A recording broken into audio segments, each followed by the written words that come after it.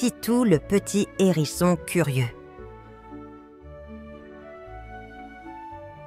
Il était une fois, au cœur d'une grande forêt verdoyante, un petit hérisson nommé Titou. Curieux et plein de vie, il adorait explorer le monde qui l'entourait, posant 1000 questions aux animaux de la forêt. Chaque matin, il sortait de son terrier pour observer le ciel, les arbres et les fleurs, toujours à l'affût d'une nouvelle découverte. Ce jour-là, après une pluie douce qui avait rafraîchi la forêt, Titou s'aventura hors de son abri. Il leva les yeux vers le ciel, s'attendant à voir l'arc-en-ciel scintiller au-dessus des arbres, comme il en avait l'habitude après chaque averse. Mais à sa grande surprise, le ciel était d'un gris uniforme, pas la moindre trace de couleur.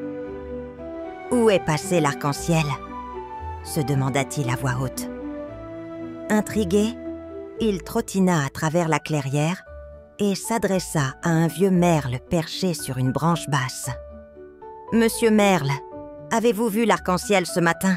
Il n'est pas apparu après la pluie. » Le merle secoua la tête et lissa ses plumes noires. « Non, petit hérisson, je ne l'ai pas vu. D'habitude, il brille dans le ciel après la pluie.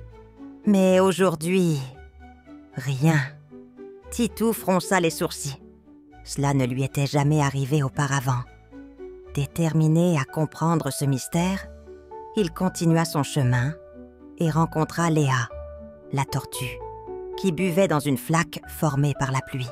« Léa, as-tu remarqué qu'il n'y a pas d'arc-en-ciel aujourd'hui ?» demanda Titou, les yeux pleins d'inquiétude.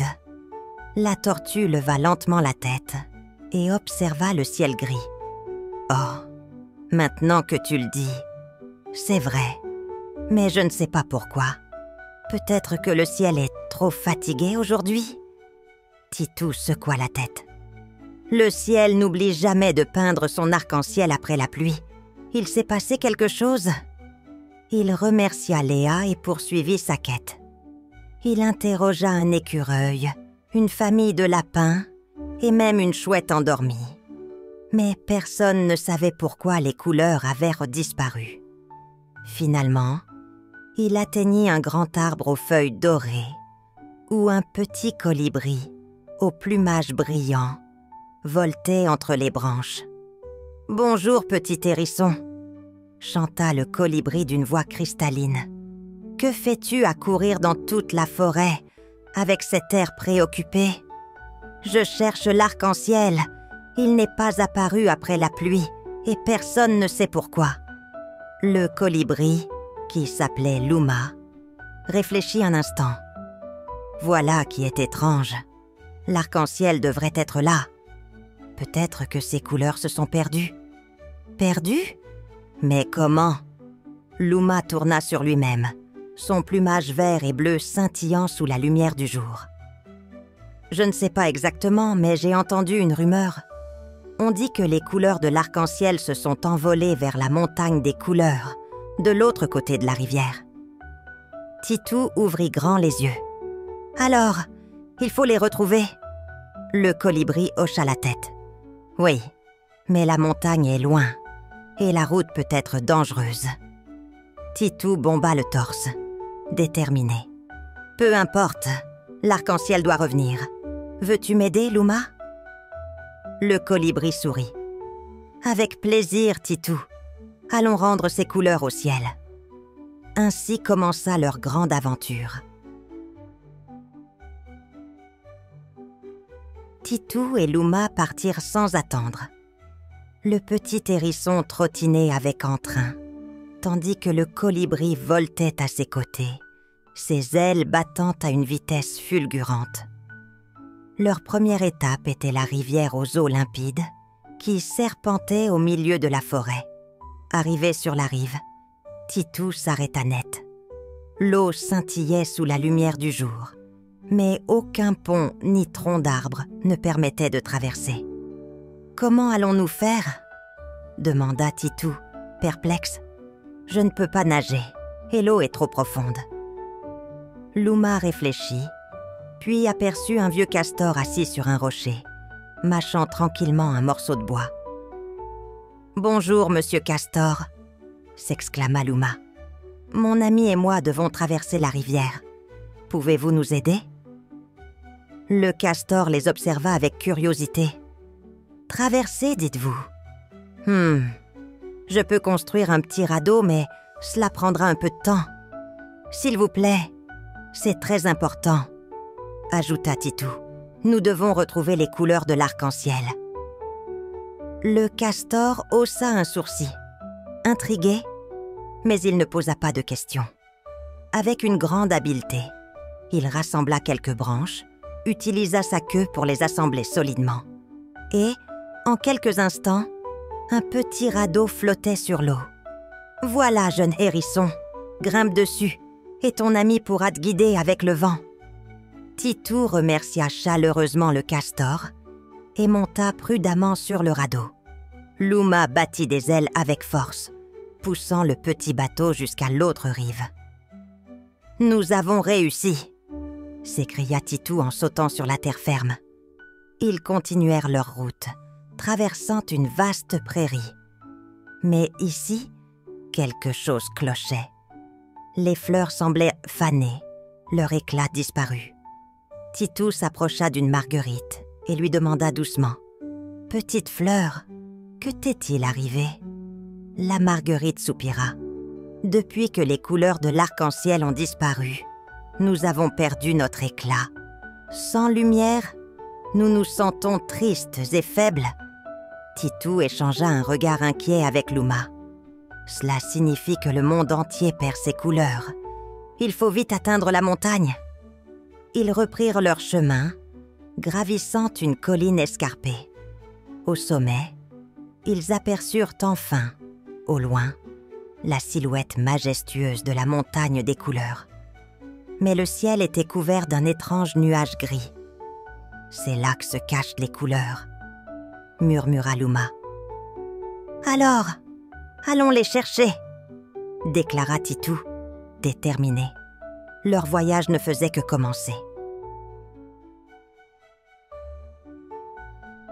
Titou et Luma approchaient enfin de la montagne des couleurs.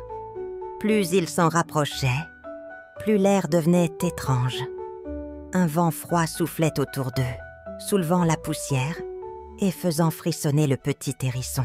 « Ce vent est étrange, » murmura Luma. « Il n'a rien de naturel. » Titou frissonna, mais il ne recula pas. « Nous sommes si près du but. Nous devons continuer. » Ils commencèrent l'ascension de la montagne. Mais à mesure qu'ils grimpaient, le vent devint plus fort. Il hurlait autour d'eux, comme s'il voulait les repousser. Titou dut s'accrocher à chaque pierre pour ne pas être emporté, tandis que Luma luttait pour rester en vol. « Ce vent est trop puissant !» cria le colibri.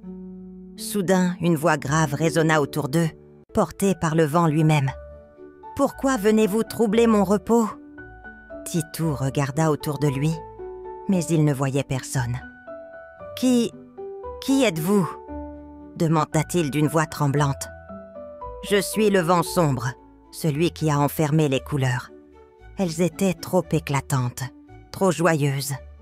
Je voulais du calme, du silence. Alors, je les ai gardées ici. » Titou sentit son cœur se serrer. Mais sans elles, le monde est triste. Les fleurs fanent, le ciel est gris, et même les animaux perdent leur joie. Le vent sombre sembla hésiter un instant. Et alors, le monde n'a pas besoin d'être toujours lumineux. Luma prit la parole. Peut-être, mais sans couleur, la vie perd sa magie.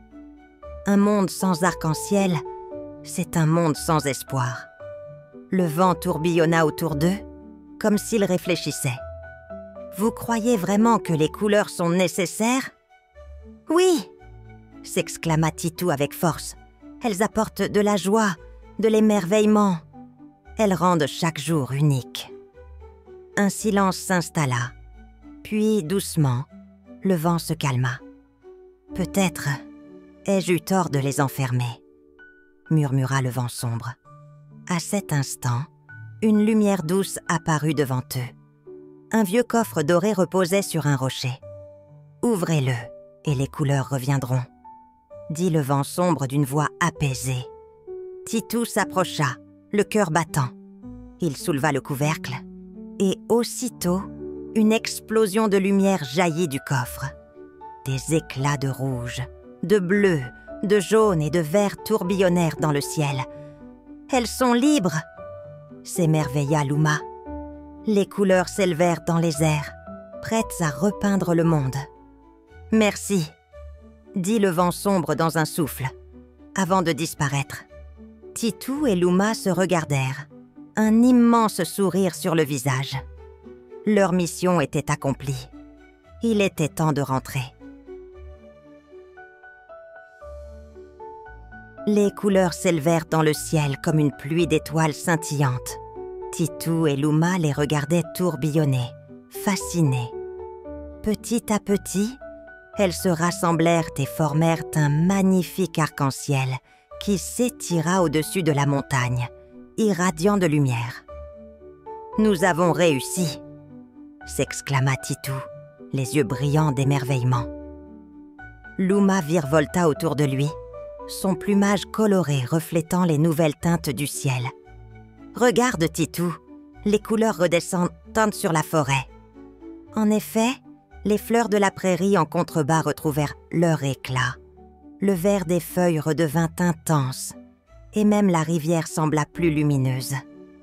Partout, la nature renaissait sous la magie de l'arc-en-ciel retrouvé.